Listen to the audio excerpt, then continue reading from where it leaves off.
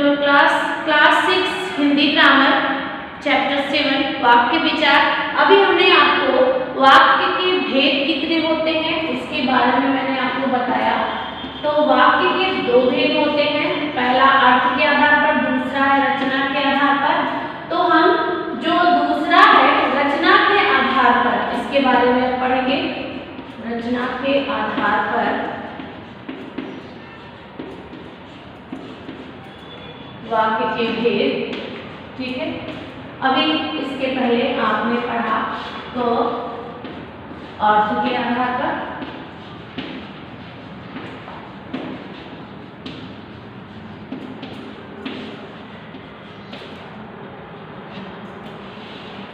रचना के आधार पर वाक्य किसे कहते हैं इसके बारे में हम जानेंगे। सबसे पहले रचना के आधार पर वाक्य 3 प्रकार के होते हैं। जिस तरह से अर्थ के आधार पर वाक्य 8 प्रकार के होते हैं, दूसरा जो भेद है वाक्य का रचना के आधार पर, तो रचना के आधार पर वाक्य के 3 भेद होते हैं। पहला है सरल वाक्य, इसको देख लीजिए आप, यहाँ पे संकेत करते हैं। पहला है सरल वाक्य, इसके बारे में भी हम पढ़ेंगे। दूसरा है संयुक्त वाक्य, दूसरा क्या है संयुक्त वाक्य।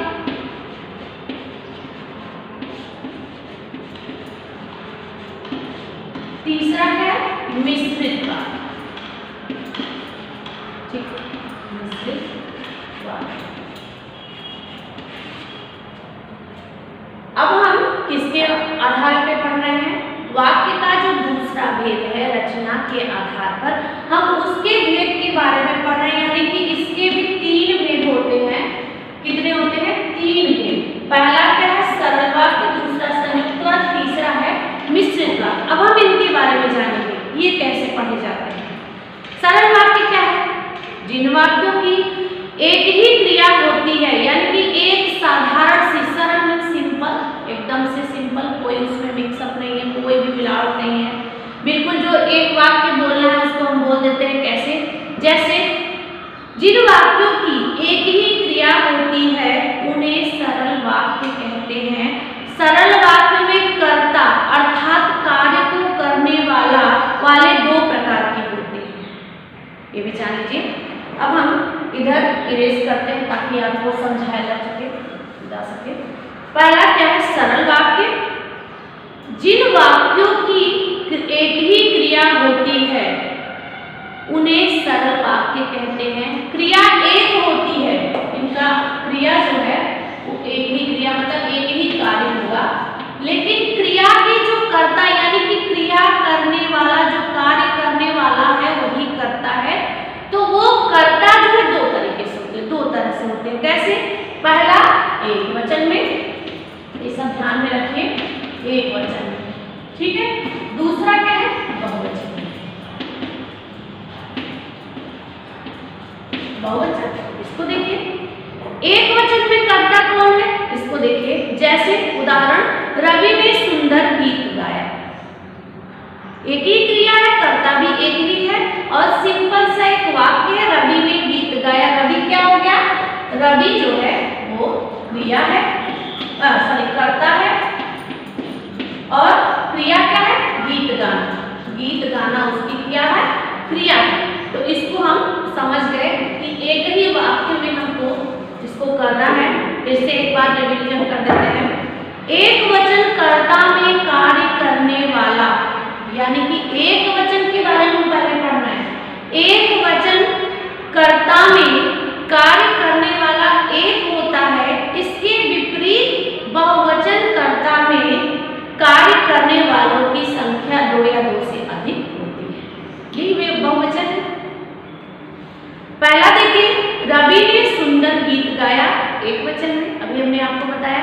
दूसरा है रवि व सौम्या, रवि व सौम्या, सौम्या के अलावा भी कोई हो सकता है, ठीक है। ये 2 वचन, बहुवचन में हम पढ़ रहे हैं इसको। बहुवचन में कर्ता, बहुवचन के कर्ता है, और क्रिया क्या है? एक ही क्रिया है। रवि व सौम्या ने सुंदर गीत गाया, बहुवचन कर्ता। सरल वाक्य के 2 अंग होते हैं। सरल वाक्य के बहुवचन कर्ता 2 अंग होते हैं। अब सरल वाक्य में भी दो अंग जो हमने बताया उसके भी पाठ के बारे में जान लीजिए आप। हम सरल वाक्य के बारे में पढ़ रहे हैं, ठीक है। सरल वाक्य, इसके दो वचन में, बहुवचन में,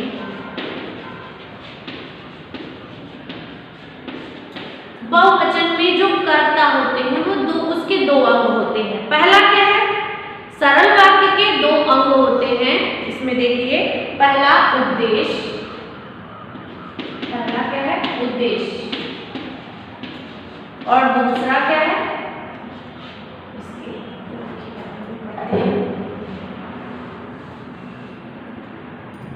सरल वाक्य के दो अंग होते हैं, पहला उद्देश्य, दूसरा क्या है विधेय, जिसको आप सब इंग्लिश में सब्जेक्ट और प्रेडिकेट कहते हैं, ठीक है। पहला क्या है उद्देश्य और दूसरा विधेय। विधेय किसे कहते हैं, उद्देश्य। सरल वाक्य के दो अंग होते हैं, पहला है उद्देश्य, दूसरा है विधेय। अब हम उद्देश्य और विधेय के बारे में जानते हैं, जिसको आप इंग्लिश में सब्जेक्ट और प्रेडिकेट कहते हैं।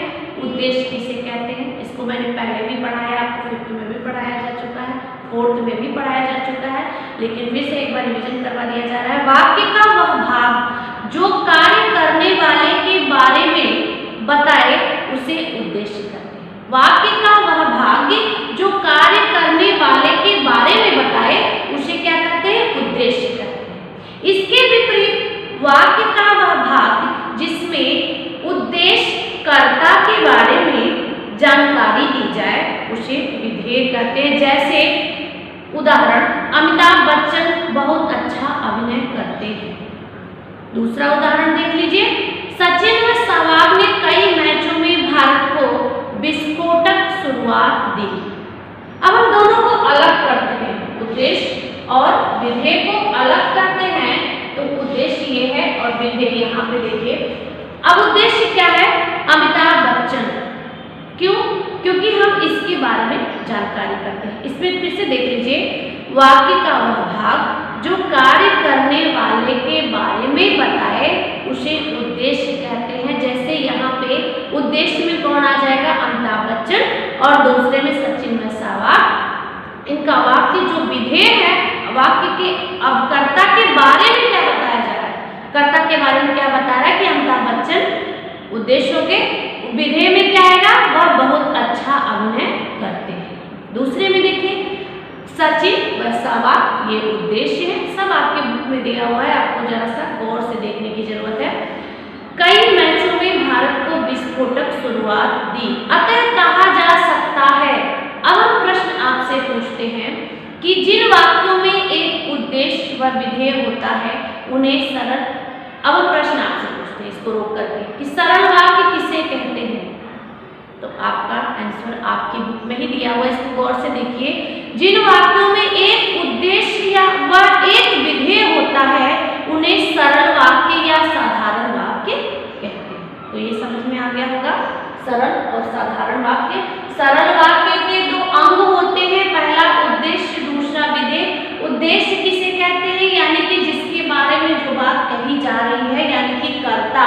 कर्ता क्या है, ये उद्देश्य है, ठीक है।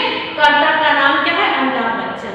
दूसरा है उसका विधेय क्या है, यानी कि कर्ता के बारे में जो हमें जानकारी दी जा रही है जिस वाक्य में, वो विधेय कहलाता है। जैसे वह बहुत अच्छा अभिनय करते हैं, कौन, अमिताभ बच्चन, ठीक है। तो उद्देश्य भी समझ में आ गया होगा, विधेय भी समझ में आ गया होगा, और सरल वाक्य किसे कहते हैं इसके भी बारे में आपको जानकारी हो गई। अब हम दूसरा वाक्य पढ़ते हैं, संयुक्त वाक्य।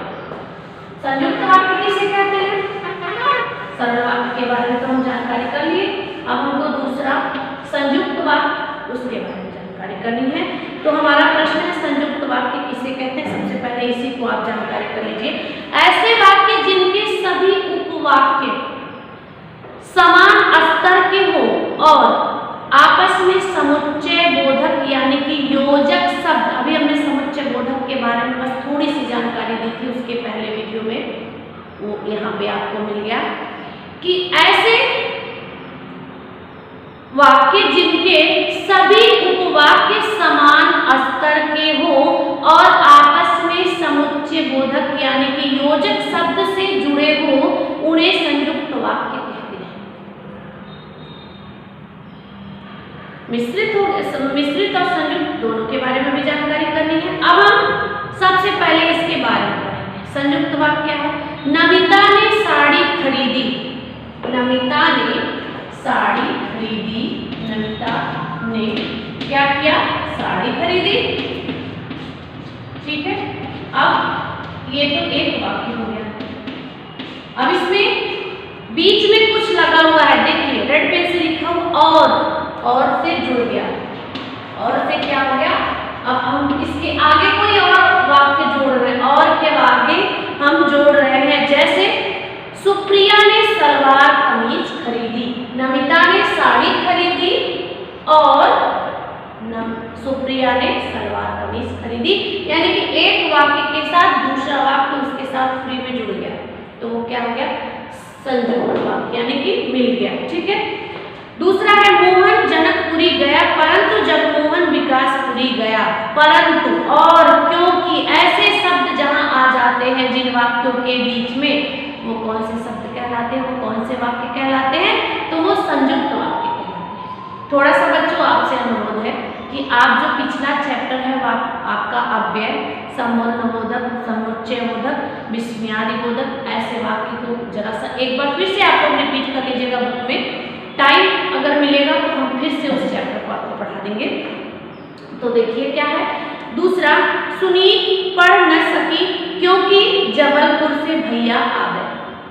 क्योंकि लग गया, परंतु लग गया, और लग गया, और इन शब्दों के अलावा कोई एक वाक्य और जुड़ गया तो वो क्या कहलाता है? वो ही तो संयुक्त वाक्य कहलाता है। आगे समझ बात। अब हम तीसरा पढ़ेंगे, मिश्र वाक्य। मिश्र वाक्य किसे कहते हैं? मिश्र वाक्य क्या है इसके बारे में जानकारी करते हैं। ऐसे शब्द, भाविका ने सौम्या से पूछा कि उसने क्या खाया था। निशांत ने बताया कि वह अमरनाथ की यात्रा पर गया था। कुणाल ने उत्तर दिया कि शीशा उसने नहीं तोड़ा। इन वाक्यों में भाविका ने सौम्या से पूछा, निशांत ने बताया, कुणाल ने उत्तर दिया, ये सारे प्रधान उपवाक्य हैं। उसने क्या खाया, वह अमरनाथ की यात्रा पर गया, शीशा उसने नहीं तोड़ा, ये सारे आश्रित उपवाक्य हैं। ऐसे वाक्य जिनमें एक प्रधान उपवाक्य हो और एक से अधिक आश्रित उपवाक्य हो, उन्हें मिश्र वाक्य कहते हैं। दोनों को वाक्य को जोड़ दिया। जैसे अब हम पूछते हैं प्रधान उपवाक्य क्या है, तो प्रधान उपवाक्य है, इसके भी दो अंग होते हैं। मिश्रित के दो अंग होते हैं, प्रधान उपवाक्य और दूसरा है आश्रित उपवाक्य। इस सब बातों को आप ध्यान से सुन लीजिएगा। पहला इसके दो भेद होते हैं, इसको जान लीजिए। इसके भी दो अंग होते हैं। मिश्रित वाक्य के दो अंग होते हैं, पहला है प्रधान उपवाक्य और दूसरा क्या है? आश्रित उपवाक्य। आश्रित का अर्थ ही होता है किसी के ऊपर आश्रित, आधारित। अगर एक वाक्य है जो पहला है प्रमुख है, उस वाक्य के बाद जो दूसरा वाक्य लग रहा है वो किस पे आधारित है? वो पहले वाले वाक्य के ऊपर आश्रित है। यानी कि अब हम एग्जाम्पल फिर से देखेंगे। जैसे भाविका ने सौम्या से पूछा कि उसने क्या खाया।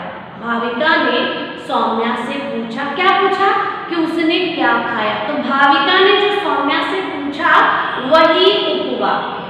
उसके बाद क्या खाया, वो जो वाक्य है वो उसके ऊपर आश्रित वाक्य है। इसी तरह से दूसरा, निशांत ने बताया। निशांत ने बताया कि, यहाँ तक आप देखिए कि वो क्या करने वाला है, कहाँ गया था, उसी के ऊपर आधारित है। निशांत ने बताया कि वह अमरनाथ यात्रा पर गया। तो यानी कि ये जो दूसरा वाक्य है वो पहले वाक्य पर आश्रित है। पहला वाक्य जो होता है वो उपवाक्य हो जाएगा, दूसरा जो होगा उसको आश्रित हो जाएगा। अब देखिए वाक्य परिवर्तन, ये तो समझ में आ गया होगा। तीसरा जो है इसके भी दो अंग होते हैं, पहले के भी दो अंग होते हैं। सरल वाक्य के दो अंग होते हैं जिसको उद्देश्य और विधेय कहते हैं। और मिश्रित वाक्य के दो वो है उपवाक्य, दूसरा है आश्रित वाक्य। अब हम वाक्य परिवर्तन जानते हैं, क्योंकि एग्जाम में पूछा जा सकता है, आपके अभ्यास कार्य में है, एक्सरसाइज पार्ट में है। आपको अभी आपको एक्सरसाइज पार्ट जब आप करेंगे तो आपको समझ में आ जाएगा कि हम कहना क्या चाहते हैं। वाक्य परिवर्तन, वाक्य परिवर्तन क्या है? अर्थ के आधार पर वाक्यों में परिवर्तन। जैसे अब हम पहले वाले पे चलते हैं थोड़ा सा, अर्थ के आधार पर, वाक्य का जो पहला भेद है, अर्थ के आधार पर हम उसके ऊपर वाक्य को परिवर्तित करेंगे। कैसे? इस वाक्य का परिवर्तन निम्नलिखित प्रकार से होगा। जैसे विधानवाचक वाक्य में पुलकित नंदा पत्रिका पढ़ रहा है, तो निषेधवाचक में क्या होगा? पुलकित नंदन पत्रिका नहीं पढ़ रहा है। सिंपल सा है बिल्कुल। वाक्य परिवर्तन आप एकदम आसानी से अपने बुक में पढ़ सकते हैं, कोई दिक्कत नहीं है। दूसरा जो उसका वाक्य का भेद है, रचना के आधार पर वाक्यों में परिवर्तन कैसे होता है, इसको देखिए। पहले सरल वाक्यों का संयुक्त वाक्य में परिवर्तन कैसे होगा? सूर्योदय होते ही पक्षी चहचहाने लगे, ये कौन सा वाक्य है? ये सरल वाक्य है। अब हम इसको संयुक्त वाक्य में कैसे परिवर्तित करेंगे, इसको देखिए। सूर्योदय हुआ और उसमें क्या जोड़ दिए? और जोड़, तो ये क्या हो गया? संयुक्त वाक्य। इसके आगे कोई जुड़ रहा है। इसके पहले क्या था? वो एक अलग था, सरल वाक्य था। अब हम इसको और के साथ यानी कि संयुक्त वाक्य में परिवर्तित करेंगे, तो क्या लिखेंगे? सूर्योदय हुआ और पक्षी चहचहाने लगे, यानी कि और लगा दिए। इसी को हम सरल वाक्य में फिर से कैसे करेंगे? अमरेंद्र भागलपुर से रेशमी साड़ियाँ लाया, और हम इसको संयुक्त वाक्य में करेंगे तो क्या? अमरेंद्र भागलपुर गया और रेशमी साड़ियाँ लाया। सिंपल सी बात, आप इसको पढ़ सकते हैं। इसी तरह से आप संयुक्त वाक्यों का सरल वाक्यों में परिवर्तन, मिश्र वाक्यों का सरल वाक्य में परिवर्तन, सरल वाक्यों का मिश्र वाक्य में परिवर्तन, ऐसे सारे वाक्यों को आप परिवर्तित कर सकते हैं। बिल्कुल आपका एग्जाम्पल जो है आपकी बुक में दिया हुआ है, इसमें से आपको रीड करना है, राइट करना है कॉपी पे, और जो 3 क्वेश्चन हैं आपके, वाक्य किसे कहते हैं, अर्थ के आधार पर वाक्य के कितने भेद होते हैं, उनके नाम लिखिए। तीसरा है सरल वाक्य के कौन से अंग होते हैं। तो ये तीनों को आपको अपनी कॉपी पे, फेयर कॉपी पे राइट करना है। कॉपियां आपसे मंगवाई जा रही है, कुछ बच्चों की कॉपियां आ चुकी हैं हम लोगों के पास, और बहुत सारे बच्चों की कॉपियां आ रही हैं। तो आप लोगों से अनुरोध है कि अपनी फेयर कॉपी को कंप्लीट करिए, कम से कम 3rd टर्म का तो बिल्कुल कंप्लीट करिए, और 3rd टर्म का कंप्लीट रहेगा तभी आपकी कॉपी पूरी मानी जाएगी, क्योंकि एग्जाम आपका बहुत ही नज़दीक होने वाला है, आने वाला है। तो आपको इस बात को इग्नोर नहीं करना, अपनी कॉपी को मेंटेन करना है। कॉपी को जितने भी सब्जेक्ट हैं उसकी कॉपियाँ बनवाइए और लेकर के चेक करवाने के लिए आइए। और इसके बाद इसका एक्सरसाइज पार्ट देखिए।